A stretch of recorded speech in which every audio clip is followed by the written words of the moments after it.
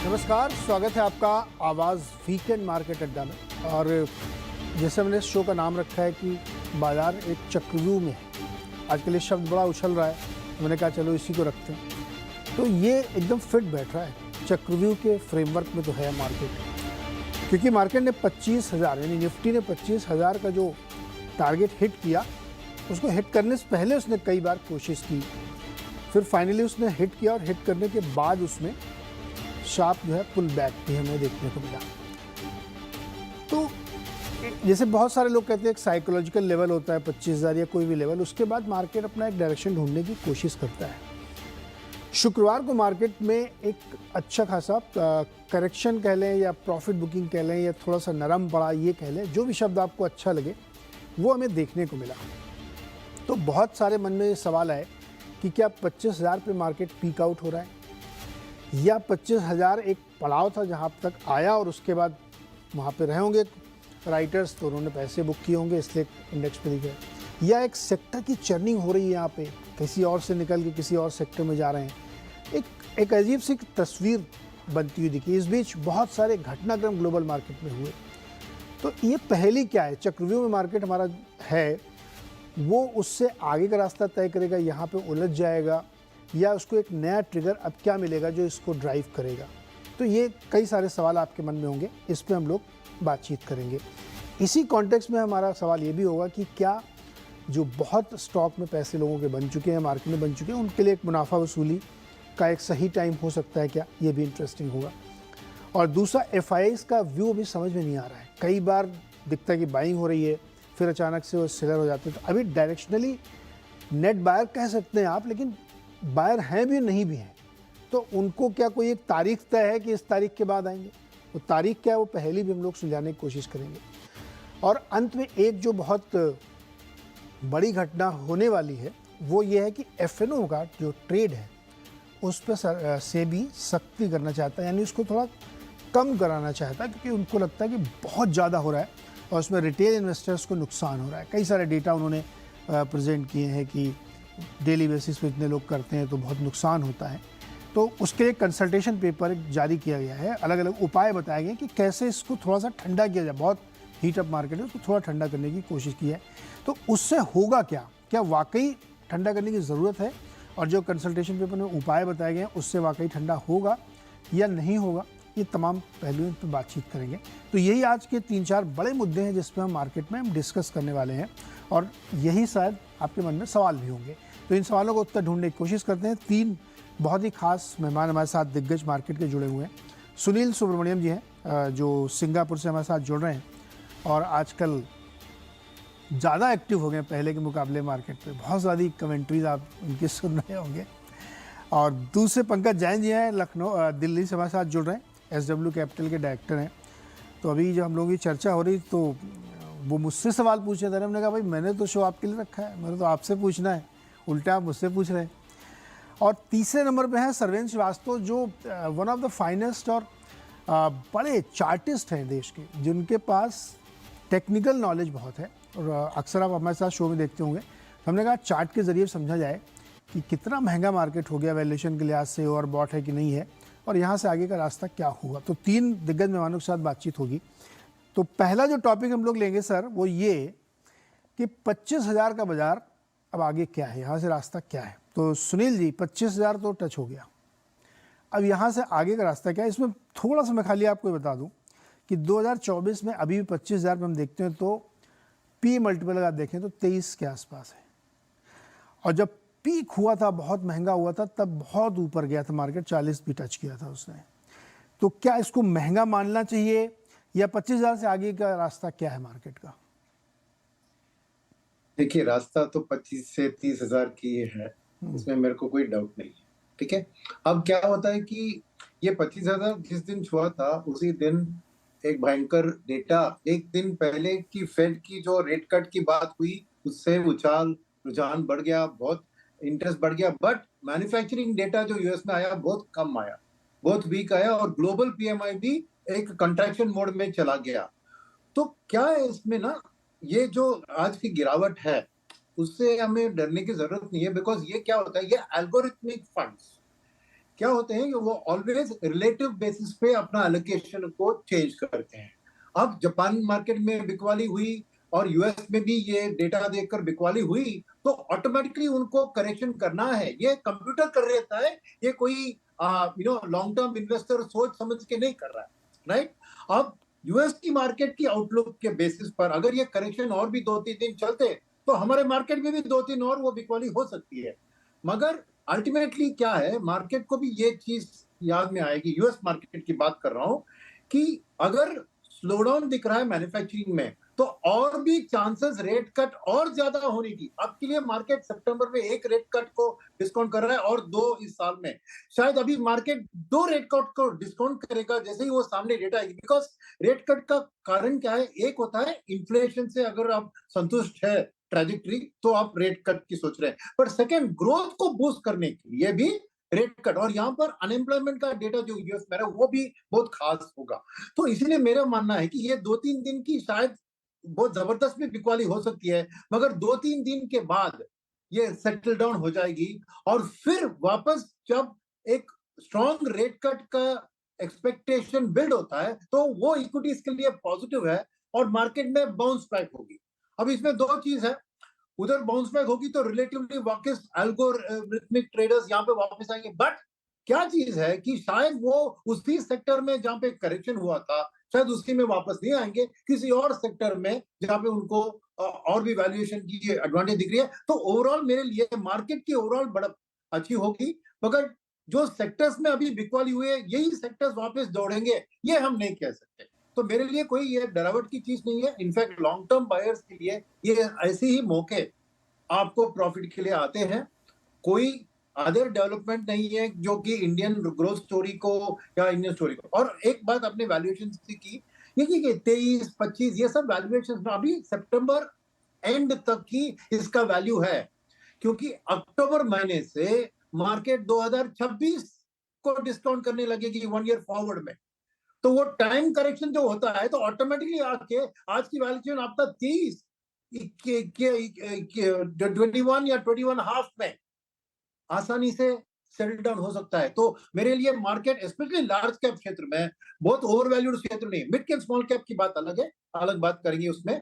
मगर और आज की मेरी जो स्टेटमेंट है कि अल्गो ट्रेडिंग एफआईएस की बिकवाली थी, उसका आप मानना रख सकते हैं कि फर्स्ट बार मैंने देखा है कि लार्ज कैप का करेक्शन मिड कैप और स्मॉल कैप से ज्यादा हुआ है। करेक्ट। नॉर्मली जब होता है करेक्शन, तो लार्ज कैप थोड़ी गिरती है, तो मिडिल स्मॉल कैप लिक्विडिटी के कारण और ज्यादा गिरती है। आज ऐसा नहीं हुआ है। आज एक्चुअली मिडिल स्मॉल कैप में कम गिरावट हुआ है कंपेयर टू लार्ज कैप। यानी ये हेज फंड्स जो ओवरसीज के हैं उनकी खिलवाड़ की रिजल्ट है। जी सुनील जी, आपने इंटरेस्टिंग बात रखी यहाँ पे कि फेड की तरफ से इशारा आया कि सितंबर में एक कट हो सकता है। दुनिया में 3 बड़े देश हैं, उसमें 3 अलग अलग राय लेके रखे। जापान ने थोड़ा बढ़ा लिया, उनके यहाँ अलग मुश्किल है। यूके ने कट कर दिया और सितंबर में यहाँ कट होगी। पीएमआई का डेटा मैंने भी देखा, 46.5 आया था, लेकिन मतलब ये तो बहुत पहले से लग रहा था कि वहाँ पे दिक्कत आ रही है, जॉब मार्केट थोड़ा ठंडा पड़ रहा है। बट ऑल ऑफ सडन सबको एकदम लगने लगा कि रिसेशन में है मार्केट और मुश्किल आने वाली है, और बहुत शार्प रिएक्शन दे दिया। तो ये ऑल ऑफ सडन क्यों इतना ज़्यादा पैनिक किया? यूएस मार्केट ने बहुत पैनिक किया। नहीं, वही मैं कह रहा हूँ ना कि ये चीज ऐसी है कि आई डोंट थिंक मार्केट इतना शार्प करेक्शन मैन्युफैक्चरिंग इंडेक्स में एक्सपेक्ट कर रहा था, और उतना तक कि पूरे वर्ल्ड की पीएमआई को गिरा दिया below into contraction mode. I think ये थोड़ा शार्प मूव अनएक्सपेक्टेड था, मतलब एक जनरल स्लो डाउन की बात थी। सेकंड चीज ये है कि देखिए, ये साइकोलॉजिकल थिंग है कि अगर फेड रेट कट की बात करिए कि इन्फ्लेशन कंट्रोल में आ गई, वो एक पॉजिटिव चीज है। मगर अगर फेड रेट कट कर रही है, करे ग्रोथ बहुत धीमी हो रही है, उसे बूस्ट करना है, तो वो negative reason for rate cut होता है। तो ये साइकोलॉजिकली मार्केट खुश है जब तक कि इन्फ्लेशन कंट्रोल में है, उसके कारण फेड ईज कर रही है, तो वो स्टॉक मार्केट के लिए बहुत बढ़िया चीज है। मगर अगर ग्रोथ की स्लोडाउन के कारण रेट कट आ जाए, तो मार्केट भी सोच रही है क्या ये हमने पी के जो ग्रोथ के नंबर्स को डिस्काउंट कर लिया वो सही है, उसको डाउनवर्ड करेक्ट करना चाहिए। तो I think psychologically the reason for the rate cut में ये बदलाव आ गया है। इसीलिए मैं कह रहा हूं कि एक्चुअली 2-3 दिन में मार्केट सेटल होकर देखेगा कि एक्चुअली इसके बाद उनकी एक्सपेक्टेशन ऑफ रेट कट 3 से शायद 4 भी हो सकती है इस साल के अंदर। ओके। एक और बड़ी दिलचस्प हुई, यूएस में जो नंबर्स आ रहे हैं कंपनियों के रिजल्ट, अगर आप देखते हो तो मैं रोज़ सुबह ट्रैक करता हूँ, उसमें सबके नंबर्स अच्छे आ रहे हैं, स्ट्रीट एक्सपेक्टेशन से बेटर आ रहे हैं, लेकिन सबकी आगे की कमेंट्री कमज़ोर है। एआई का भूत अब जैसे लग रहा है थोड़ा सा उतर रहा है। सबने बहुत पैसा लगाया है और वो पैसा उनको लगता है कि शायद रिटर्न आने में थोड़ा समय लगेगा, तो शॉर्ट टर्म के लिए उनकी कमेंट्री वीक है। उसकी वजह से आप देखिए एक एक स्टॉक में तगड़े रिएक्शन है। इंटेल जैसे स्टॉक पे 20% की कमजोरी एक एक दिन में हम लोग देख रहे हैं। तो और एक पॉइंट नीरज जी सुनील जी। जी, जापान की रेट कट के कारण, स्ट्रेंथनिंग ऑफ द येन के कारण, unwinding of the carry trade, correct, वो भी एक कारण है ये सेलिंग का। क्योंकि बिल्कुल। जापान की लो इंटरेस्ट रेट से वो कैरी ट्रेड में आके बाकी मार्केट में पैसा घुसता है, तो वो एक अनवाइंडिंग और एक कारण ये करेक्शन था। सेकंड बात है कि आप याद रखिए, आपने जापानीज रेट हाइक की बात की, इंग्लैंड की रेट, सभी देश यूएस के अलावा, यूएस में खाली इन्फ्लेशन और ग्रोथ को लेकर रेट कट या रेट हाइक की बात होती है, बाकी वर्ल्ड की सभी बाकी कंट्रीज में इन्फ्लेशन, ग्रोथ और करेंसी, ये तीन को रेट कट के जरिए मैनेज करते हैं। तो वो एक चीज है जो एडिशनली बाकी देश में आती है कि जापान को भी अपना रिलेटिव करेंसी विद यूएस को मेंटेन करना है, उसके कारण भी रेट हाइक, क्योंकि एक्सपोर्टर्स सफर होंगे, तो वो बात भी थोड़ी हलचल मचा रही है। इंटरेस्टिंग है। दर्शकों को बता दें कि जापान में रेट बढ़ाए गए, वहाँ पे बहुत सालों बाद, 14 साल बाद करीब रेट में हाइक हुई है। तो उससे क्या होता है कि बहुत सस्ता पैसा अगर कहीं मिलता है तो वहाँ से पैसा निकल के मार्केट्स में जाता है, तो उसको ये इन कैरी ट्रेड बोलते हैं। अब वो अनवाइंड हुआ, पैसे की कॉस्ट बढ़ गई तो उतना ज़्यादा ईजी फ्लो नहीं होगा, तो वो भी एक रीजन था। जापान का मार्केट लगातार रेट बढ़ने वाले दिन से कंटिन्यूसली गिर रहा है वो, क्योंकि वहाँ पे कॉस्ट बढ़ी, तो लिक्विडिटी का खेल पूरा होता मार्केट में। पंकज जी, मार्केट चक्रव्यूह में है ऐसा मेरे को लगा, तो मैंने टाइटल दिया अपने को। आपको लगता है चक्रव्यूह में है या नहीं, कोई सरपट रास्ते की तरफ है, खटाखट ऊपर? नीरज जी, मार्केट चक्रव्यूह में नहीं होता। यहाँ पर ट्रेडर, इन्वेस्टर, स्पेकुलेटर हर वक्त चक्रव्यूह में फंसा रहता है और फिर वो उससे कैसे निकलना है, कैसे जूझना है, I think that is a better terminology. और अभी तो रिसेंटली अगर आप देखें तो शायद ये भी विवाद चल रहा है कि चक्रव्यूह में 6 जने थे या 7 जने थे, शायद मैं हिंदी के इतिहास का इतना बड़ा विद्वान नहीं। 7 कैसे थे आप ये बताओ? 6 तो मैंने ही सुने थे, 7वां कौन है? हाँ, तो किसी दिन इस पे भी आप चर्चा कर सकते हैं, तो कुछ हिंदी विद्वान, साहित्य के विद्वान लाके। खैर, anyway that is on the lighter side. But मेरे को लग रहा है कि अगर हम बात करें, क्या 25,000 पे मार्केट ओवर प्राइज्ड है, क्या 25,000 पे मार्केट इर्रेशनल है? मैं अभी बल्कि सोच रहा था कि इर्रेशनल का हिंदी विवाद क्या होता है, तो गूगल ने मुझे दिखाया तर्कहीन, तो शायद मुझे बहुत ठीक से नहीं समझ आया। But anyway, coming to the point, मेरे को लगता है मार्केट में मोमेंटम इंटैक्ट है। अगर मार्केट इर्रेशनल शॉर्ट टर्म पे है भी, तो हमने ये बहुत बार देखा है अपने कैरियर में, 25-26 साल के कैरियर में, कि market can remain irrational for longer period of time. आपके पैसे खत्म हो सकते हैं, पर market can remain extended and irrational for longer period of time.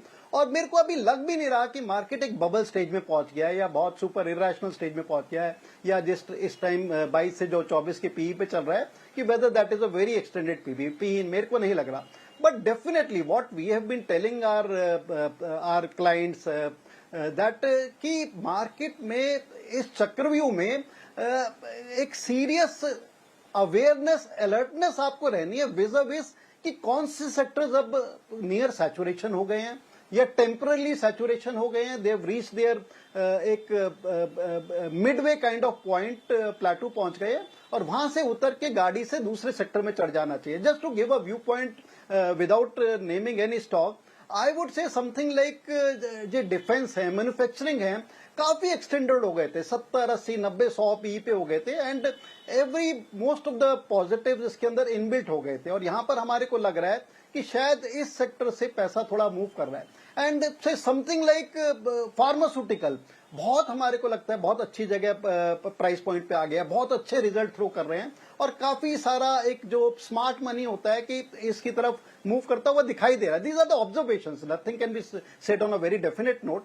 सो इन सब चीजों से सतर्क रहना चाहिए। मार्केट में अदरवाइज काफी लिक्विडिटी है, वो तो हम देख ही रहे हैं, रिटेल लिक्विडिटी काफी है। और अगर हम रिटेलर को देखें, काफी सारे अच्छे स्पीड ब्रेकर, काफी सारे आई वुड से अगर बोर्ड का एग्जाम नहीं तो एक शॉर्ट टर्म एग्जाम्स काफी सारे रिटेलर पास कर चुके हैं, जो एग्जिट पोल के बाद हुआ या एग्जिट पोल के समय हुआ, जिस तरह के बीजेपी के नंबर्स आए उसके बाद मार्केट ने जिस तरह का रेजिलियंस दिखाया, जिस तरह हमारे को बजटरी में प्रोविजंस कैपिटल गेन को देख के मिले नेगेटिव प्रोविजंस, उसके बाद मार्केट ने रेजिलियंस दिखाया। So I think market is still on, so बहुत ज्यादा घबराने की चिंता नहीं है। आई थिंक जापान में जो इंटरेस्ट रेट हाइक आया, शायद जिस तरह के एक्सपेक्टेशन थी ग्लोबली, शायद उससे पहले आ गया, ये कुछ एक क्वार्टर्स पहले आ गया, तो ठीक है, ऐसा मार्केट में होता रहता है। एंड नॉट टू फॉरगेट कि नवंबर में यूएस इलेक्शंस हैं और मेरे को नहीं लगता कि वहां की रेजीम कुछ भी ऐसा मेजर कदम उठाएगी या कि जिससे there could be some upheavals in the market. So geopolitical I think एक सीन है, जिस तरह से समीकरण बन रहे हैं गल्फ में, वो एक थोड़ी चिंता की बात है। बट वो भी market unless something seriously major happens, मेरे को नहीं लगता कि मार्केट बहुत ज्यादा उसको चिंता की तरफ देगी। एंड मार्केट में कैसी एक्सपेक्टेशन आज से कुछ समय पहले तो काफी सीरियसली हो गई थी, अगर ट्रंप साहब आते हैं तो maybe we could see end of violence in Russian side and Gulf side rather than escalation in that. But अब जिस तरह का अभी मैं आपके ही सिस्टर चैनल पे एक कमेंट्री देख रहा था दोपहर में कि अब जिस तरह के वहां पर संकेत आ रहे हैं, I think it's a close fight now. But anyway that is guiding on a different level. But मेरे को नहीं लगता नेट शेल में कि मार्केट में बहुत सीरियस करेक्शन आएगी। 25,000 मेरे को लगता है एक पड़ाव था, पड़ाव पे हायर जैसे जैसे हम ऊपर चलते हैं हवाएं थोड़ी तेज हो जाती हैं, थोड़ा सा रेजिलेंस दिखाती है, and it is just a matter of time कि हम इस पड़ाव को पार करते हैं। डेफिनेटली प्लेयर्स बदल जाते हैं, थोड़े से सेक्टर्स बदल जाते हैं temporarily, but I think market आगे की तरफ अग्रसर है। मार्केट आगे तो ये बिग पिक्चर हमारे दो मेहमान ही कह रहे हैं कि रोटेशन में थोड़ा बदलाव हो सकता है कि कभी ये कभी वो, लेकिन कोई नीचे आने के संकेत नहीं है। तो अभी जब हम दोबारा वाले में आएंगे ना कि मुनाफा वसूली के संकेत, तो उस पर चर्चा करेंगे। लेकिन चार्टिस्ट के पास चलते हैं, सरवेन जी के पास। सरवेन जी, निफ्टी क्या संकेत दे रहा है, क्या कह रहा है चार्ट में? नीरज जी बहुत बहुत नमस्कार दोबारा से, और पूरे पैनल को बहुत बहुत नमस्कार, और जो दर्शक अब इसको देखेंगे उनको भी बहुत बहुत नमस्कार। आई थिंक वीकेंड आ रहा है, थोड़ा इस पे अच्छा रहता है कि जब आप गहरा मंथन करने की कोशिश करते हैं और थीमेटिक और या थॉट प्रोसेस बेस्ड जब डिस्कशन होते हैं तो और भी मजा आता है। देखिए, मेरा थॉट यहाँ है कि जो मैंने पहले से बोला था कि मार्केट को एक सिल्वर जुबली मनानी थी, शायद वो मन गई। और हमारे जो गुरु हैं एड साइकोटा जी, जो एक बड़े टर्टल है, अब देखिए जब हम महाभारत की बात कर रहे थे तो मैं यहाँ देखता हूँ एकलव्य के जैसे सोचता हूँ कि भाई जहां बाहर वालों से हम लोग सीख सके, इनको मिले नहीं कभी, बट इनकी बुक्स पढ़ी, इनके थॉट्स पढ़े, तो इनका एक बहुत अच्छा थॉट है कि एक सोसाइटियल आहा प्रोसेस होता है जो मार्केट को ड्राइव करता है। विच मीन्स इनिशियली जब मार्केट चलता है थोड़े कम लोगों को समझ में आता है, फिर धीमे धीमे लोग आते जाते हैं, समझते जाते हैं, और एक समय ऐसा आता है कि जब सबको सब कुछ समझ चुका होता है कि बस बस अब सब सही है और सबको सब समझ गया होता है, उस दिन सारा टेंशन रिलीज हो जाता है और एक बड़े लैंडमार्क्स हो जाते हैं और हर आदमी रिलैक्स होता है। जब आप जैसे ही आप अपना गार्ड डाउन करते हैं, जैसे एक सोसाइटियल आहा प्रोसेस का एक क्लाइमैक्स होता है और अपना गार्ड डाउन आप करते हैं, वहीं से निराशाएं या एक्सीडेंट्स छोटे मोटे जो होने हैं वहीं से आते हैं। तो इतिहास के पीछे के आप जब भी पन्ने पलट के देखेंगे तो बड़े करेक्शन हमेशा सरप्राइजिंग रहे हैं, चाहे वो 2008 हो, एकदम से आ गया, जब तक लोग समझा तब तक आ गया, या कोविड, इनिशियली किसी को कोविड में किसी ने सोचा भी नहीं, मार्केट बहुत फास्ट आ गया। तो मार्केट कभी कभी ऐसी सरप्राइज दे जाता है जब कंसेंसस पूरा एक तरफ होता है, और मुझे लग रहा है कि भाई फिलहाल तो रिटेल का कंसेंसस पूरा एक ही तरफ है। तो इस साल के जो बेस्ट केस टारगेट्स मुझे लगे थे, कभी 22,500 पे भी गई, चलिए ठीक है, आप एक 8-10% की जगह हो सकती है इस साल में बाजार में, उतना ही बाजार में रिटर्न आने वाला है, उसी के तकरीबन 7-8% में 7% में एफडी में भी कमा लूंगा, तो आप थोड़ा ड्राई पाउडर लेके चलेंगे। सो थॉट यही था कि इस साल के मेरे बेस्ट के टारगेट्स भी जो मैंने सोचे थे सिल्वर जुबली वाले, वो भी आ गए। तो मेरे लिए तो आई थिंक वो, मुझे ऐसा लग भी रहा लोगों से बात करके कि वो सोसाइटियल आहा प्रोसेस कंप्लीट हो गया है। और जब आप मेरा निफ्टी का चार्ट देखते हैं, इसी चार्ट को हमने साल के पहले में भी दिखाया था, अभी भी आप उन्हीं दायरों में हैं।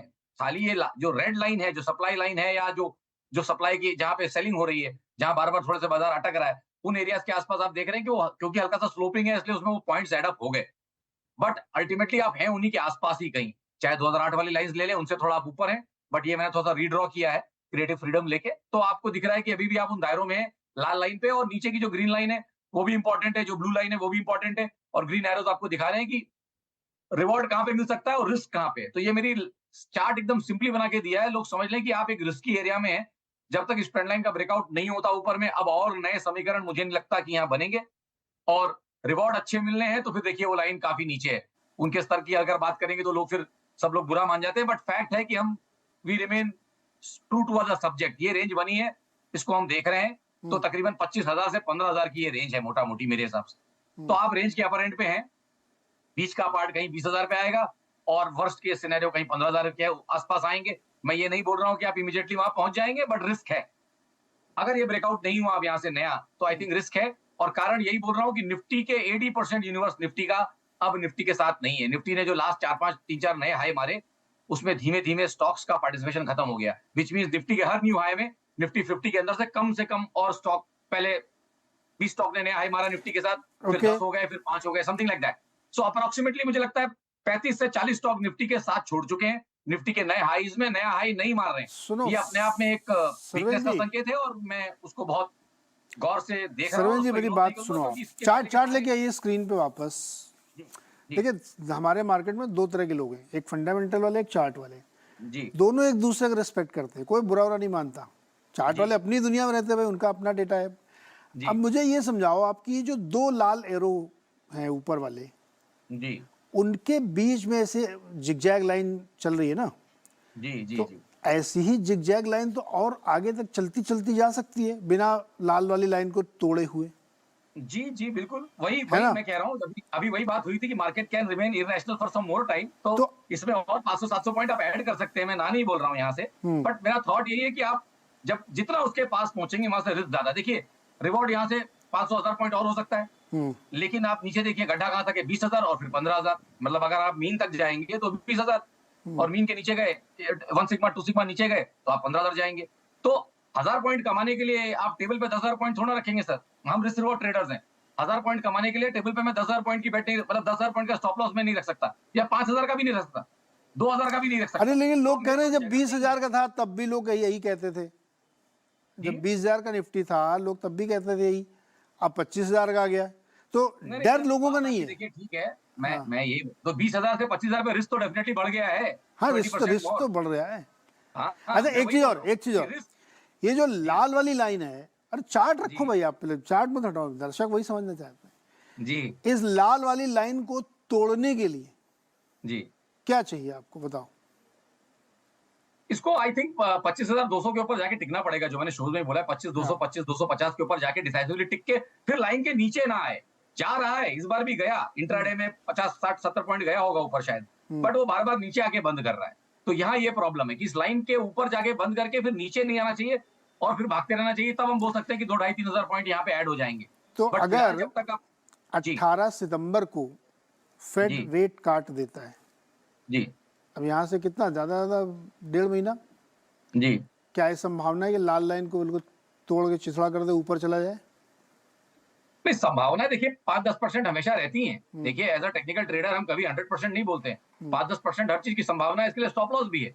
तो अगर आप, मैं यहाँ से भी अगर कोई किसी को व्यू दूंगा तो मैं जरूर उसको बोलूंगा कि भाई आप एक स्टॉप लॉस भी लगाओ, 500 पॉइंट, 400 पॉइंट, 600 पॉइंट, जो भी है, डिपेंडिंग ऑन क्या रिस्क रिवॉर्ड निकल रहा है। या 1000 पॉइंट भी अगर आपने स्टॉप लॉस लगाया 4% का, तो अगर आप क्या 8% कमाने की सोच रहे हो, 2-2,500 पॉइंट कमाने की अगर आप सोच रहे हो, तो आप 1,000 पॉइंट का भी स्टॉप लॉस अफोर्ड कर सकते हो, प्रोवाइडेड आपका वो व्यू बने। बट जो मैंने की पैरामीटर्स दिए कि निफ्टी के तकरीबन 70-75% यूनिवर्स निफ्टी का साथ छोड़ चुका है, वो एक वीकनेस का संकेत है उससे। और मोमेंटम इंडिकेटर्स ने भी साथ छोड़ा है। नए हाइज के बाद मोमेंटम थोड़ा डिके हो रहा है, नए हाइज नहीं बन रहे, तो नेगेटिव डाइवर्जेंस भी बन रहे हैं। इन सब के मद्देनजर मैं कह रहा हूँ रिस्क बढ़ गया है, मैं ये कह रहा हूँ। ठीक। और मैं खुद जनवरी के बाद हमें लगा था कि 22,500 और बेस्ट केस सिल्वर जुबली वो मन गई, और लास्ट 15-20 दिन, लास्ट एक महीना तेजी भी कर ली, उसमें भी जो टारगेट सोचे थे वो भी आ गए।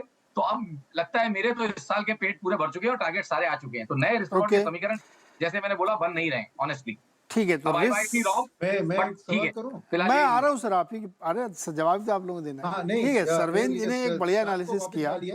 हाँ नहीं, मैं भी चार्ट लगा, रिस्क रिवार्ड बनिए, चार्ट बीच में रखिए, हम लोगों को आप कैसे भी दिखाओ लेकिन चार्ट बीच में रखो जी। अब इसमें दो सर थ्योरी है। सरवेन जी कह रहे हैं कि रिस्क रिवार्ड बढ़ रहा हो, ये दिख रहा है चार्ट में कि रिस्क बढ़ रहा है रिवार्ड के सामने, इसमें कोई शक नहीं। और इवन एक थ्योरी ये भी मैं लेके चल सकता हूँ कि मान लो रेट कट हो गया यूएस में और खबर आ चुकी है, तो सेल ऑन न्यूज भी हो सकता है, भाई सबको डिस्काउंट कर लिया आप क्यों तो सरवेन जी की बात वहाँ सही हो सकती है। लेकिन आप बताइए सर, ये जो चार्ट दिख रहा है ये क्या कह रहा है, आपको कुछ समझ में आ रहा है इसमें, बताइए सर। नहीं, मैं चार्ट के बारे में एक बात कि वो लाल लाइन को थोड़ा पीछे एक्सटेंड करेंगे हाँ तो एक पीक है जो लाल लाइन के ऊपर है, क्यों ना मार्केट अब उसको भी छू सकती है ना। हाँ बिल्कुल आपने बिल्कुल। रोक दिया वो लाइन को एक पॉइंट पर, उसको पीछे लेके जाएंगे तो एक पीक दिख रहा है, 2 लाल लाइन से भी ऊपर है, तो वो सरवेन पीक जी, वापस नहीं, आ वो सकती लाइन है। का सुब्रमण्यम सर, वो लाइन का एक रीजन है क्योंकि मैं अगला जो गोल्ड का चार्ट दिखाऊंगा उसके रेफरेंस पॉइंट सेम है। 2010 के अच्छा हाईज के सारे हाईज जोड़े हुए हैं मैंने। और जब आप गोल्ड का हाँ चार्ट देखेंगे तो वो रिलेटिव कंपैरिजन आपको दिखेगा कि गोल्ड उस ट्रेंड लाइन को ब्रेकआउट करके डिसाइसिवली खड़ा है, और वही ब्रेकआउट मुझे हाँ निफ्टी में चाहिए वापस बुलिश होने के लिए। तो नेक्स्ट चार्ट में वो चीज अच्छा समझ में आएगी। जी ठीक है जी ठीक है, ओके, वो भी जी। दिखाइए जरा। हाँ तो ये नहीं नहीं, इसमें एक और चक्कर है इसमें सर, कि वो जो लाल के ऊपर वाली लाइन दिख रही है वो थोड़ी सी ऊपर है, मतलब 500 पॉइंट समझ लो, ऐसा है ना सरवेन जी, 500 पॉइंट, उसके बाद बहुत जोर का झटका नीचे की तरफ है। जी जी, किस किस किया है ये लाइन कई बार बीच में किस, देखिए इसमें आप इस चार्ट पे आपको उतनी बढ़िया नहीं दिखेगी। अगर बैंक निफ्टी का चार्ट आज नहीं है हमारे पास, बट पुराना अगर आप चार्ट पुल अप कर सके हाँ तो बैंक निफ्टी उस लाइन को 17-18 बार किस करके बार-बार गिरा है। तो मैं तो उसी फ्लो के साथ जाऊंगा कि जब तक ब्रेकआउट नहीं हो रहा तब तक उस लाइन पे बेचो।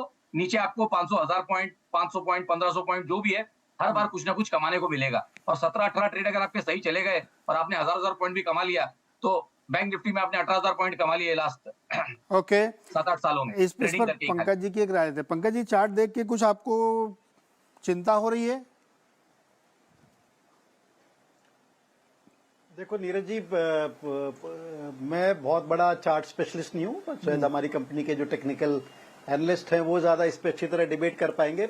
बट एक चीज मैं ऑब्जर्व कर सकता हूँ, या observe in the sense observe कर सकता हूँ, या जो मैं लोगों से बात करता हूँ या अच्छे टेक्निकल एक्सपर्ट लोगों से भी बात करता हूँ, हर एक का एक व्यू लेके ही हम अपने लोगों को, अपने क्लाइंट्स को गाइड करते हैं।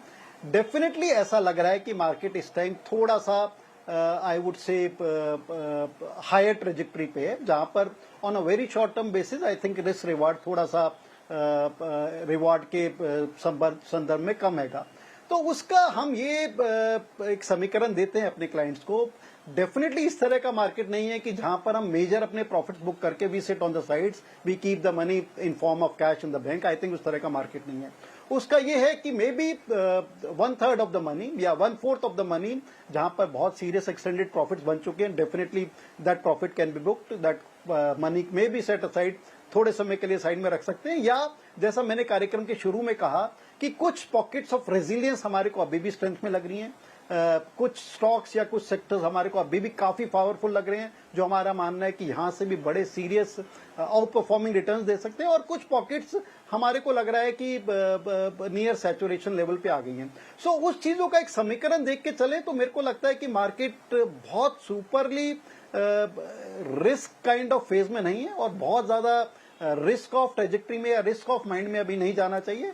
And I think we have more to go. अब वो मोर टू गो कितना है, कितने समय के लिए है, that is the area of debate. But अगर हम जैसे कहते हैं कि if we talk in pockets of 3 months, 6 months, 9 months kind of thing, अगर हम अगली 3 से 5 साल की पॉकेट में भी ना बात करें, मेरे को ऐसा लगता है कि कम से कम अगले 3 से 6 महीने I don't expect any serious sell-off in the market unless something very dramatic happens in the geopolitical scenario, जो आप और मेरे कंट्रोल में नहीं है, जिसके आप और हम विजन नहीं रख सकते। So I am not in a camp कि जहां पर मेरे को लगता है कि 25,000 एक ऐसा पड़ाव है जहां पर गाड़ी आके बहुत सीरियसली रुक गई है और वह बार बार दस्तक दे के नीचे आएगी। मेरे को ऐसा नहीं लगता है। ठीक है,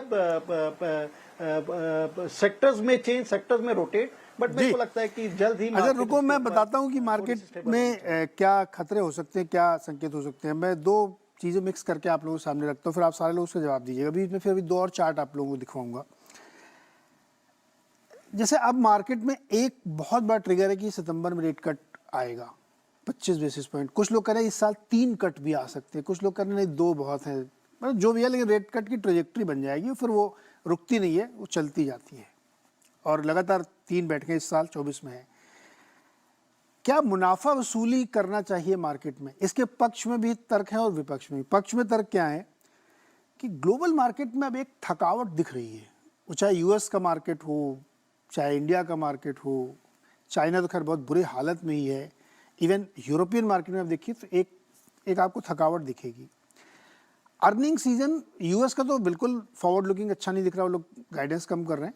इंडिया का भी बहुत अच्छा नहीं गया इस बार का। आप देखो रिजल्ट सीजन तो बहुत कॉन्फिडेंस नहीं आता जैसा Q4 में था।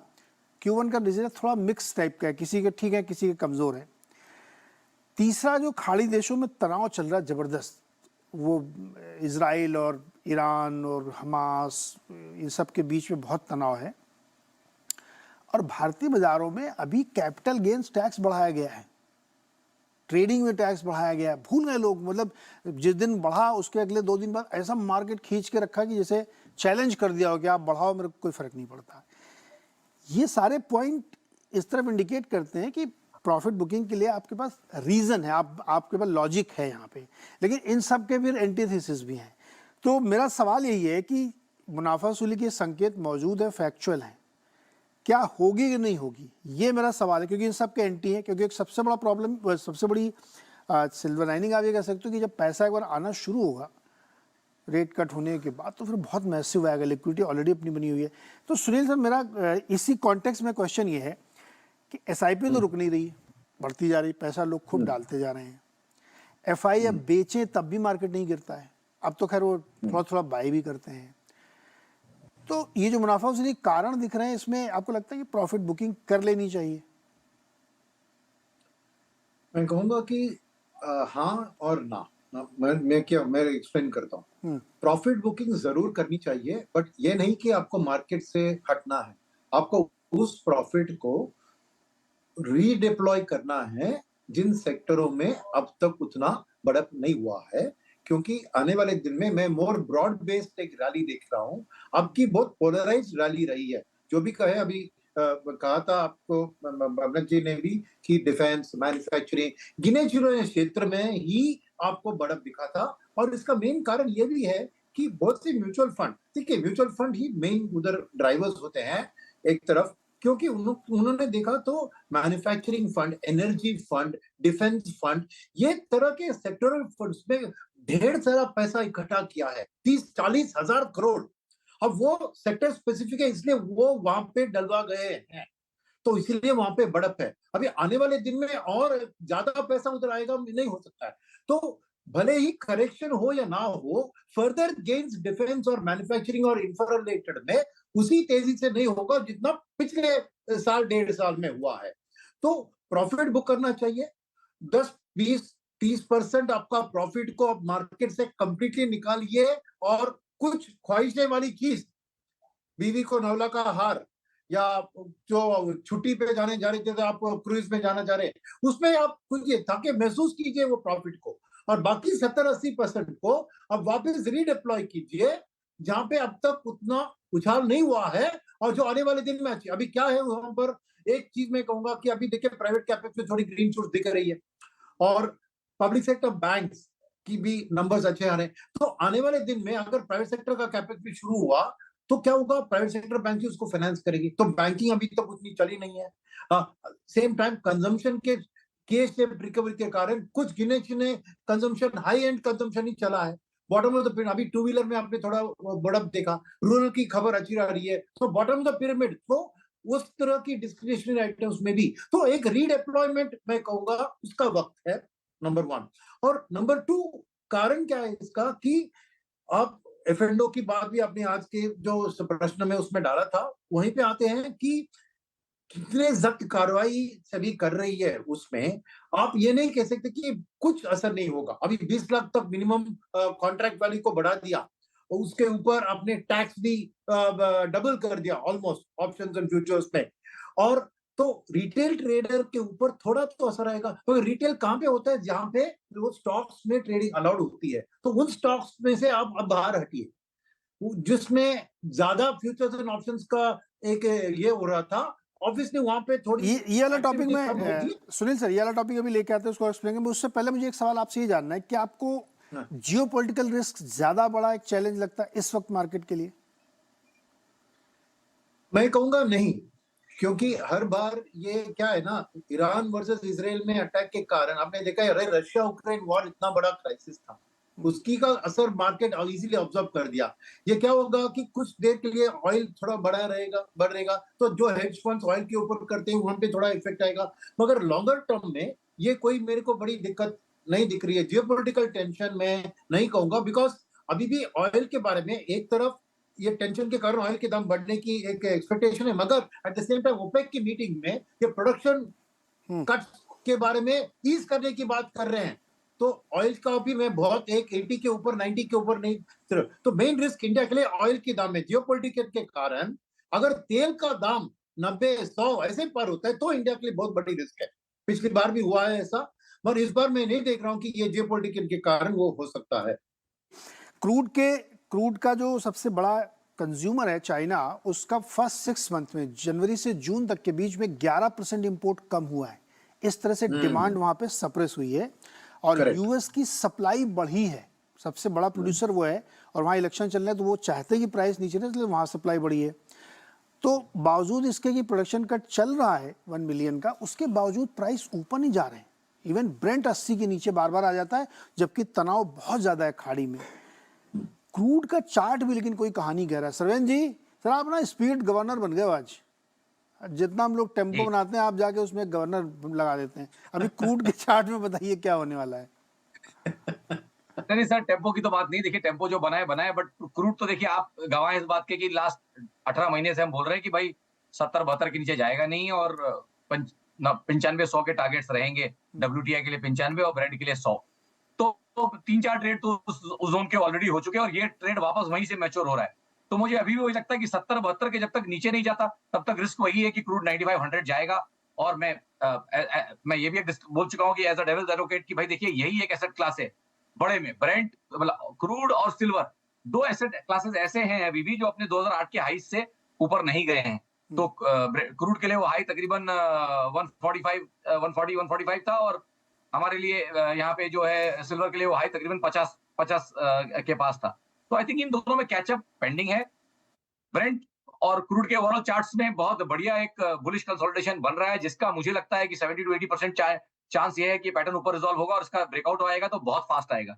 तो क्रूड डेफिनेटली एक कंसर्न हो सकता है और मैं मेंटेन करूंगा कि जब तक 68 के नीचे बंद नहीं करता ब्रेंट, तब तक मुझे लगता है कि 95-100 ब्रेंट में आएंगे और 100 का ब्रेक के बाद तो फिर मोमेंटम और भी जोर से पकड़ सकता है। तो वो रिस्क मुझे लगता है मार्केट के लिए है और मुझे लग रहा है कि 2008 में भी तकरीबन कुछ ऐसा ही एक टेम्पलेट प्ले आउट हुआ था सेकेंड हाफ में, जब क्रूड भागा था और बाजार गिरना शुरू हुआ था और फिर क्रूड ने भागना शुरू किया तो बाजार और गिरा उसके बाद। अभी आपने 50-50 बता दिया, किस साइड में आपका ज्यादा झुकाव है, ऊपर की तरफ कि नीचे की तरफ? ये पैटर्न 70-80% टाइम्स ऊपर ब्रेकआउट करता है। ये वाला पैटर्न क्या बोलते हैं इसको? जी पैटर्न का नाम क्या है सर? एक बुलिश ट्रायंगुलर कंसोलिडेशन है, बुलिश लग रहा है मुझे मेरे डेटा रीडिंग्स के हिसाब से। मुझे लग रहा है इसका ब्रेकआउट ऊपर की तरफ आएगा। अच्छा, गोल्ड में क्या चल रहा है उसी से हम सिल्वर भी समझ लेते हैं। गोल्ड में दिखाइए, गोल्ड का चार्ट, उसमें कुछ है जी, क्योंकि वो भी एक अलग कहानी चल रही है। गोल्ड तो बहुत बड़ी कहानी बोल रहा है सर। यही जो अभी सुब्रमण्यम जी पूछ रहे थे कि निफ्टी का मैंने लाइन वहां से क्यों बनाया, इट इज कंपेरेबल। पहला स्टार्टिंग पॉइंट इस लाइन का भी 2009-2010 से 10-11 वाले टॉप पे है और सब्सिक्वेंट सारे इंपॉर्टेंट लेवल 17-18 के, 19-20 के, ये सारे गोल्ड के इस लाइन पे देखिए। तो गोल्ड 2150 का ब्रेकआउट करके डिसाइसिवली लास्ट 2.5-3 महीने से उसके पास नहीं जा रहा, जो कि निफ्टी बार बार फेल हो जा रहा है। तो अगर निफ्टी भी वैसा कुछ कर ले कि इस रेड लाइन को ब्रेकआउट कर ले और 2 महीना उसके आसपास भी नहीं आए, तो मैं बोलूंगा कि 3-4 हजार पॉइंट की तेजी निफ्टी में बनती है। बट जब तक वो समीकरण नहीं बनता तब तक मुझे लगता है कि रिस्क निफ्टी का नीचे का है। और गोल्ड क्योंकि वो ब्रेकआउट कर चुका है, second half of 2008 was similar, crude and gold started to rally, बाजार गिरा हुआ और गिर गया। तो मुझे वही लग रहा है कि गोल्ड ने जिस तरह से करवट बदली है भागने के लिए, ये और मिला के क्रूड का चार्ट, मुझे समीकरण कुछ बहुत अच्छे बनते नहीं दिख रहे ऑनेस्टली। तो मैं बुरा बन के भी सच बोलने की कोशिश कर रहा हूँ जितना मुझे समझ में आ रहा है। मेरा सच है वो, जरूरी नहीं कि आपका हो। अरे बुरा इसमें थोड़ी कोई बनता है। पैसा बनाना, गोल्ड खरीद लेंगे भाई, इक्विटी छोड़ो, पैसा कमाना ही वहाँ गोल्ड करना। सर गोल्ड तो आपके चैनल पर एक सवाल है मेरा। हाँ सर, $1200 से और फिर $1500 से भी रिट्रेट कर रहे हैं 3 साल से कि अगला 3 साल गोल्ड सिल्वर का ही है। हाँ। और उसमें से 2 साल निकल गए, 1 साल बाकी है। Gold will be around $3000 by Diwali. $3000 Diwali तक। सर क्वेश्चन पूछना चाहते हैं सुनील जी, बोलिए सर। हाँ, मेरा क्या है कि क्रूड और गोल्ड नेगेटिवली कोरिलेटेड होते हैं ना, बिकॉज जब क्रूड गिरता है तो डॉलर स्ट्रेंथन होता है और ये होती है, और वो इक्विटीज के लिए नेगेटिव है। तो वेरएज गोल्ड वीक डॉलर के साथ संबंधित है। तो आप गोल्ड के बारे में ब्रेकआउट करें, मैं उससे समर्थन हूँ because weak dollar equal to strong gold. But crude का ऑपोजिट होता है ना, तो ये मेरे को, आप गोल्ड और क्रूड को दोनों बुलिश में दिखा रहे हैं, ये मेरे लिए थोड़ी एक दिक्कत वाली बात है। सर इसमें क्रूड का खेल खाली 3 महीने का है। 3 महीने में समीकरण बिगाड़ के तो वो बाजार के साथ ठंडा हो जाएगा, लेकिन गोल्ड चलता रहेगा। ये थॉट है। क्रूड का समीकरण खाली 2-3 महीने का है। Gold is a long term breakout, हाँ, it will rally for the next 2-3 years. 2-3 साल गोल्ड में और तेजी बाकी है मेरे हिसाब से। ओके, तो गोल्ड में आप करो $3000 दिवाली तक, इसका रुपए में कितना बनेगा भारत में? सर देखिए, मेरे हिसाब से अभी यहाँ पे हम जो मुझे टिकर दिख रहा है 2500 के आसपास चल रहे हैं, तो 500 पॉइंट और 20% अगर डॉलर में चलेगा तो अपना भी तकरीबन 20% के आसपास रिटर्न आना चाहिए। अभी अभी 70,000 के आसपास चल रहा है ड्यूटी कट के बाद। जी, बट ये ध्यान रखिए कि पहले से बहुत चला हुआ है, तो आप उतनी बड़ी पोजीशन अब नहीं ले सकते 2500 पे, जो आप 2000 पे 2100 पे ले सकते थे ब्रेकआउट पे। तो संभाल के ट्रेड करें और अपने अपने स्टॉप लॉसेस जरूर लगाएं। ये रिकमेंडेशन नहीं है, ये एक थीमेटिक डिस्कशन है। ओके, नहीं नहीं, रिकमेंडेशन या कुछ भी नहीं है। तो जी। ये अच्छा, इसमें एक मैं 2 सेंट अपने डाल दूं इसमें। सोनी सर, आपने जो क्रूड वाली बात कही ना, उसमें थोड़ा सा एक चेंज ये है कि क्रूड जो है ना, वो पॉलिटिकल कमोडिटी सर, उसको डॉलर से कोई लेना देना नहीं है। वो तो तय होता है कि एक दिन एक कमरे में बैठ के कभी क्रूड का भाव क्या करने का है। तो डॉलर कई बार होता है कि वीक नहीं भी हो रहा तब भी क्रूड बड़ा चलता रहता है, ये डॉलर वीक हो गया तब भी क्रूड चलेगा। लेकिन गोल्ड का बिल्कुल डायरेक्शनल है कि अगर डॉलर नीचे आया तो गोल्ड ऊपर जाएगा ही जाएगा, और इसलिए भी गोल्ड ऊपर जा रहा है क्योंकि अब डॉलर नीचे आने वाला है। 18 सितंबर के बाद गोल्ड और ऊपर जाएगा क्योंकि डॉलर नीचे आएगा रेट कट के बाद। तो गोल्ड की तो ट्रेजेक्टरी मुझे सही लगती है कि नहीं, ऊपर मगर भागेगा। अगर यूएस में रिसेशन की जो एक्सपेक्टेशन अभी बढ़ रही है, तो डेफिनेटली उसके कारण क्रूड का डिमांड घटेगा, तो क्रूड का दाम भी घटेगा ना। ये फंडामेंटल थॉट प्रोसेस में बता रहा हूँ। पॉइंट, क्रूड नीचे आ सकता है, लेकिन अगर मान लीजिए खाड़ी में तनाव बढ़ गया, थोड़ा कुछ गड़बड़ कर दी, 2-4 शिप उन्होंने यमन के पास गिरा दी उनकी, तो फिर ये क्रूड $100 पे खड़ा हो जाएगा, भले ही सप्लाई उसकी कितनी बनी रहे, क्योंकि वो तो मैनेज्ड है। एनीवे, खैर वो हम लोग नहीं जाते, लेकिन चीजें आगे देखेंगे। पंकज जी कुछ इसमें ऐड करना चाहते हैं? पंकज जी बताइए क्या आपका राय है? नीरज जी, क्रूड पे मेरी एक टिप्पणी है। I have been reading few articles on crude. क्या जैसे बोलते हैं कि हर बुराई में एक भलाई होती है। अगर हम देखें क्रूड का, I was reading a very substantial article कि एक शायद crude within a range, that too on a lower range, शायद इसलिए भी है जो ये यूक्रेन रशिया की वॉर चल रही है। ये रशिया अभी इस टाइम, और हमारे को नहीं भूलना चाहिए कि एक हमारे को joker in the pack on the positive side Ukraine Russia war रही है, क्योंकि उसकी वजह से डायरेक्टली इनडायरेक्टली, ठीक है, उसके बहुत सारे तर्क हैं कि जो एक सीरियस हमारे को रशिया से सप्लाईज मिली है, जिसको इंडिया ने एब्जॉर्ब किया है, वो 15 से 20% एक वैल्यू वाइज नीचे मिली है, जो कि इंटरनेशनल मार्केट में आएंगी। एंड रशिया इस टाइम इतना ज्यादा क्रूड पंप आउट कर रहा है, चाइना की डिमांड थोड़ी कम हो गई है। So I think Russia is one of the factors which is sort of keeping the crude prices on a software basis, because they don't want कि क्रूड प्राइसेस बहुत ज्यादा ऊपर हो, और वहां पर से जो उनकी जो एक इकोनॉमी को जो एक स्ट्रेंथ मिल रही है because of supply of crude, कि उससे कोई असर मिले। सो आई थिंक बहुत सारे समीकरण है, ये भी एक बहुत बड़ा चक्रव्यूह है। सो आई थिंक मेरे को नहीं लगता इमीडिएट बेसिस पे, अगर जियोपॉलिटिकल रीजन पे कोई बहुत बड़ा कोई फ्लेयर अप होता है ऑन द गल्फ साइड तो कोई बात अलग है, बट अदरवाइज मेरे को नहीं लगता कि क्रूड बहुत ज्यादा इमीडिएटली फ्लेयर अप करने वाला है। और इंडिया को इन अ वे जो यूक्रेन रशिया वॉर चल रही है, शायद इनडायरेक्टली इस चीज का हमारे इकोनॉमी को फायदा मिला है। सो बहुत कॉम्प्लेक्स सा चैप्टर रहेगा ये, बट मेरे को ऐसा लगता है कि क्रूड अभी बहुत ज्यादा सीरियसली फ्लेयर अप नहीं होने वाला है ना। ये अच्छा है, हमारे लिए तो बढ़िया है, जितना नीचे रहे उतना अच्छा है। छोटा सा एक ब्रेक लेते हैं, ब्रेक के बाद जो एक इंपॉर्टेंट टॉपिक हमने कहा था चर्चा करेंगे कि जो एफएनओ पे कंसल्टेशन पेपर आया सेबी की ओर से कि जो रिटेल बहुत ज़्यादा उछल कूद में जा रहा है, उनको थोड़ा सा सॉफ्ट करना है, तो क्या असर होगा, और हमारे पैनल्स की भी राय क्या, क्योंकि कंसल्टेशन पेपर है तो सबकी अपनी अपनी राय भी हो सकती है। छोटे से ब्रेक के बाद बातचीत करेंगे।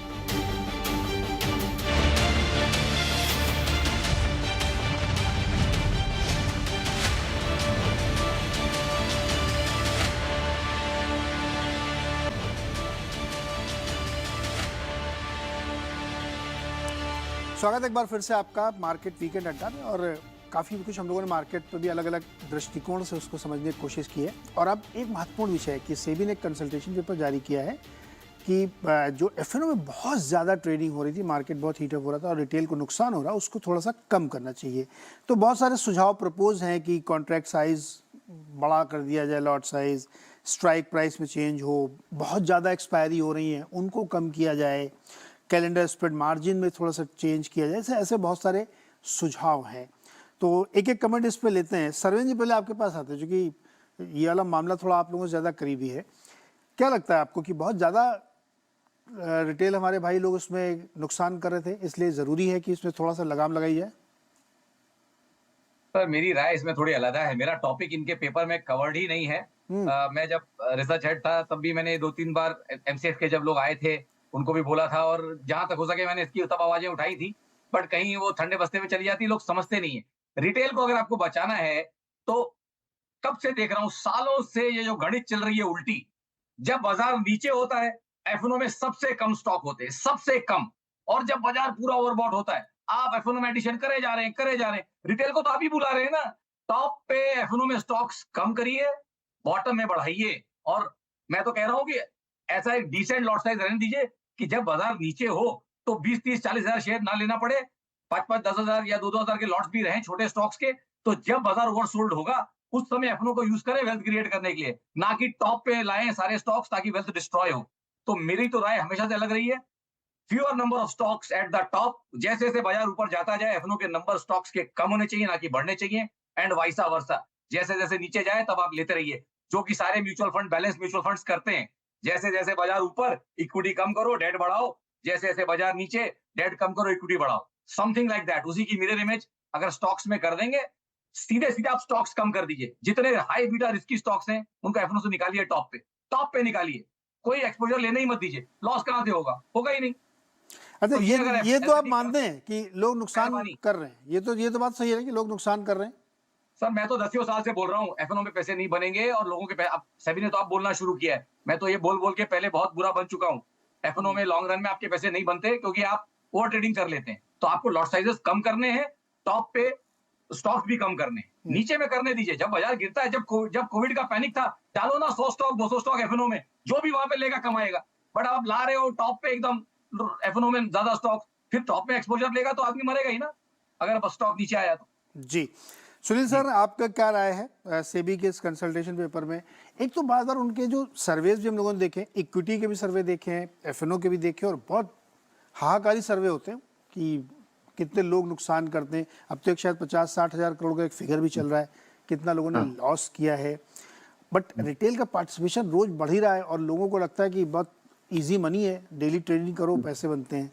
अब ये कोशिश की जा रही है कि इसको थोड़ा सा ठंडा किया जाना चाहिए, बहुत ज़्यादा। क्या आपकी क्या राय है इसमें? नहीं, ठंडा जरूर करना चाहिए, बिकॉज आप देख रहे हैं ना, ये करीबन 12 करोड़ लोग अभी डायरेक्ट इक्विटीज में कर रहे हैं, but 5 crore he mutual fund में कर रहे हैं। तो इससे साफ जाहिर है कि ये वेल्थ क्रिएशन के लिए इक्विटीज में नहीं आ रहे हैं, ये गैम्बलर्स इंस्टिंक्ट से आ रहे हैं। और वो गैम्बलर का इंस्टिंक्ट को आप ऐसे स्टेप से कंट्रोल, ये सेबी का ना जो कंसल्टेशन पेपर ये डाल के ये टॉप डाउन करने की कोशिश कर रहे हैं। कोई एक्चुअल असलियत में ये एक्शंस का कोई असर नहीं होगा मेरे ख्याल में। क्यों? अब दो चीज मैं सामने उठाऊंगा। ये गैम्बलिंग एक तरह सिगरेट स्मोकिंग की एडिक्शन और दारू की एडिक्शन की तरह है। ये एक एडिक्शन है, गैम्बलिंग का एक रास्ता मिला है। आप देख रहे हैं स्पोर्ट्स रिलेटेड ड्रीम 11 उसमें भी पार्टिसिपेशन का चीज सब गैम्बलिंग की है, थॉट प्रोसेस है। और आप टैक्सेशन बढ़ा के ऐसे नियम ला के उस गैम्बलर की इंस्टिंक्ट को कंट्रोल नहीं कर सकते। वो क्या होगा, वो 10 स्टॉक्स में 10-10 लाख डाल रहा था तो अभी 20 लाख का डाल दिया आपने, तो वो 5 स्टॉक में करेगा। जितना वॉल्यूम वो करेगा वो सेम रहेगा। क्यों? सिगरेट में सालों साल हर बजट में एक्साइज ड्यूटी बढ़ता आ रहा है, लिकर में हर स्टेट अपना उसमें एक्साइज ड्यूटी बढ़ती जा रही है। क्या दोनों में कमी दिख रही है? नहीं। ये एडिक्शन को आप कॉस्ट या ऐसे रूल से नहीं कम करा सकते। सर्वेश जी ने जो कहा, ऑप्शंस को लिमिट कीजिए जब मार्केट तेजी में है, और बढ़ाइए जब मार्केट गिरावट में, तब आपको बायस चाहिए, क्योंकि म्यूचुअल फंड्स प्रॉफिट बुक करना चाहिए तो कोई काउंटर पार्टी होना चाहिए। तो ओवरऑल आप वापस जाइए ना बदले की टाइम में। बदला जब था ना, बदला फाइनेंसिंग, तो ये प्रॉब्लम थी, बदले को इसलिए उन्होंने कट कर दिया, फिर और एक F&O का रास्ता खुल गया। तो ये सेबी की सोच सही है, उनकी टॉकिंग डाउन इससे करने की कोशिश कर रही है ऐसे आंकड़े दिखाकर, पर ultimately a gambler is always a gambler. तो इसको सर्वेश जी की सजेशन मेरे को पसंद है, बहुत अच्छी है, क्योंकि आप ऑप्शंस को लिमिट करेंगे तो ही है। तो ये 20 लाख कर रहे हैं और उसके बाद शायद 30-40-50 लाख भी करेंगे 3-4 महीने में, सेबी ने कहा है। उससे थोड़ा असर हो सकता है, बट और ज्यादा बेट्स लेंगे ना वो कम स्टॉक्स पे, तो वो प्रॉब्लम है कि अल्टीमेटली ये गैम्बलिंग को थोड़ा इन्वेस्टर एजुकेशन से थोड़ा सुधारने की जरूरत है। मगर आपको जो वो बाकी के चीज आपने देखा होगा ना कि फिन इन्फ्लुएंसर्स का जो रोल है उधर, वो इसको बढ़ा रही है, वो प्रॉब्लम एक है। सेकंड, ब्रोकरेज हाउसेस भी उसको अलाउ कर रहे हैं। मैं अभी सिंगापुर में हूँ, तो क्या है ना, बताए यहाँ पे सबसे बड़ी गैम्बलिंग मरीना बे सैंड्स में होती है, मगर वो क्या है कि डेटा रखते हैं हर गैम्बलर के बारे में, और बहुत नुकसान किया तो उसको बैन करते हैं from coming into the casino. तो वैसे ही ब्रोकर्स के लेवल पे इन्वेस्टर्स, जो इन्वेस्टर्स नहीं कहूंगा, स्पेकुलेटर्स जो आते हैं, उनका डेटा रख के अगर बहुत नुकसान कर रहे हैं तो उसको बैन करना चाहिए। That is only way out, because there are only 2 stock exchanges to do this. तो ब्रोकर्स का तो एक रिस्पांसिबिलिटी बनता है, इसमें सभी को उनको इन्वॉल्व करना चाहिए। और तीसरा, वो जो फेसबुक, गूगल, यूट्यूब से भी वो थोड़ी उसमें भी थोड़ा सा करने की कोशिश है, वो भी अच्छी है, because ultimately at the supply level आपको कंट्रोल करना चाहिए। ये फिन इन्फ्लुएंसर्स का भी बहुत बुरा हाथ है यार जी। कई तरीके से इस इंस्टिंक्ट को बेसिकली रोकने की जरूरत है। पंकज जी, आपका व्यू? देखो Neeraj ji, as a parental body, SEBI को अगर हम पेरेंटल बॉडी मान के चलें तो आई थिंक उनकी चिंता बिल्कुल जायज है, कि मैक्रो लेवल पे चिंता बिल्कुल जायज है। और अगर हम एक रिटेलर को, एक ट्रेडर को एक सॉर्ट ऑफ बच्चा माने, पेरेंटल बॉडी का बच्चा माने, और अगर हम ये माने कि जो एनएससी बीएससी है उसको एक स्कूल माने, तो आई थिंक सबका एक रोल रहेगा। पहले आई वुड सजेस्ट कि शायद on a systematic basis COVID had a very serious role to play in this. जो टेक्नोलॉजी की इजी पेनिट्रेशन हुई, जो बच्चे के हाथ में, हर एक के हाथ में जो मोबाइल है और उसमें जो इजी ट्रेडिंग फैसिलिटीज आ गई, आई थिंक उसका काफी बड़ा रोल है। एक जो हमारे एक जो मिडिल क्लास में, यूथ में आई थिंक जो एक राइज ऑफ इनकम हुई, आई थिंक उसका एक काफी बड़ा हाथ है। तो आई थिंक एक सिस्टमैटिक इशू हैगा, और इसमें आई वुड से कि एक एनएससी सेबी का भी हाथ रहा है बच्चे को बिगाड़ने में, क्योंकि उन्होंने ऐसे ऐसे प्रोडक्ट्स लाए पिछले 3-4 साल में, daily expiry, hourly expiry, those kind of thing. I think वो सारे प्रोडक्ट सेबी के हाथ से ही पास हुए थे। और अब जबकि वो जिनी थोड़ा सा बड़ा हो गया है, या ऐसा लग रहा है कि सिस्टम को एक्सप्लोड कर रहा है, खराब कर रहा है, जो कि आई थिंक बिल्कुल मैक्रो लेवल पे जिस तरह के अभी डाटा आ रहे हैं कि 50,000 करोड़ रुपए एफएनओ में हर साल लूज कर रहा है हमारा retailer, I think it's a matter of concern. But इसको इमीडिएटली कर्व करना इतना आसान नहीं है जिनी को। We have to take care. क्या लिक्विडिटी तो एकदम कर्व नहीं हो जाएगी? क्या जो हेजिंग टूल्स बना रखे हैं एकदम कर्व तो नहीं हो जाएंगी? क्या एक जो हम ग्लोबल एनवायरनमेंट क्रिएट करने की कोशिश कर रहे हैं, क्या वो उससे एकदम कर्व तो नहीं हो जाएंगे? क्या इस वजह से ऐसा ना हो कि डब्बा ट्रेडिंग बढ़ जाए, या इस वजह से किसी और एसेट क्लास में ज्यादा स्पेकुलेशन होने लग जाए, बिटकॉइन में हुए या कमोडिटीज वगैरह में? So it's not a easy way out. But मेरे को लगता है एज अ थॉट प्रोसेस जो सेबी का एक जागरूकता आई है, बिल्कुल सही डायरेक्शन में है। I only wish and pray कि सेबी धीरे धीरे इन कर्व्स को लेके आए। क्या सिस्टमैटिक कर्व्स हो सकते हैं, एंड स्पेशली जो ये एक यूथ पॉपुलेशन है 10 से 35 साल, हम तो अपने यहां देखते भी हैं, वो जो लोग पैसा खराब कर रहे हैं, उनमें जो एक कल्चर आ रहा है, not of investment but of speculation, I think that is a very destroying culture. उनमें एक कल्चर आना चाहिए इन्वेस्टमेंट का, जो कि आगे जाके उनको अच्छे रिच डिविडेंड देगा। So I think it's a kind of a systematic issue, it's a bane to the society, और मेरे को लगता है SEBI is moving in the right direction. I just hope and pray कि वो ऐसा ना कि सीरियस ब्रेक लग जाए कि जिससे मार्केट को कोई बहुत ज्यादा झटका मिले। But I think direction right है, और better late than never. I think SEBI का थॉट प्रोसेस सही है।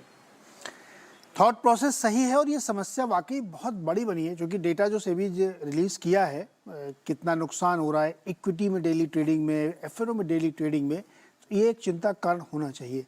तो जैसे सुनील जी कहते हैं कि इंस्टिंक्ट को पहले रोकना ज़रूरी है, वरना अगर हमारी इंस्टिंक्ट गैम्बलिंग की बन गई है तो फिर कुछ ना कुछ रास्ता आदमी ढूंढ ही लेगा। लेकिन कर्व करना भी ज़रूरी है। तो जो लोग हैं इसमें अपने सुझाव भी दे सकते हैं, ओपन फोरम पे कंसल्टेशन रखा गया है। तो ये भी ध्यान रखना है कि कहीं ऐसा ना हो कि इससे मार्केट में एक गलत मैसेजिंग आए कि सब मार्केट में सब कुछ रोकने की कोशिश हो रही है। लेकिन नुकसान से बचाना रिटेल को बहुत ज़रूरी है, क्योंकि मार्केट बहुत हीटअप है। जिस तरह भी हम लोग चर्चा कर रहे थे कि मार्केट चले जा रहा, कहीं भी गिरने के कोई संकेत नहीं दिखते, तो वो जोश फिर और बढ़ता है कि रोज़ इस तरह की कई चीज़ें होंगी। तो उम्मीद करते हैं कि इस पूरी चर्चा से, मार्केट के चक्रव्यूह से आपको बहुत कुछ फ़ायदा हुआ होगा, और समझने में आसानी हुई होगी कि नेक्स्ट वीक उसके आगे जाते हुए आपको अपनी राय कैसे बनाई। इस वीकली शो का सिर्फ एक मकसद है कि आपके लिए सबने सरवीन जी को ना, ये स्पीड गवर्नर है, बीच में आके थोड़ा सा आपको अलर्ट कर जाते हैं कि भाई थोड़ा होश में। सिर्फ इसका मकसद ये है कि पूरे हफ्ते में जो कुछ बड़ी बड़ी घटनाएं हुई उसके बारे में आपको अलर्ट करना है। बाकी आप स्वयं मालिक हैं, आप समझदार ज़्यादा हैं। तो उम्मीद करते हैं कि अच्छा वीकेंड आपका गुजरे और अगला हफ्ता और भी बढ़िया गुजरे। बहुत बहुत शुक्रिया सारे मेहमानों का हमारे साथ जुड़ने के लिए।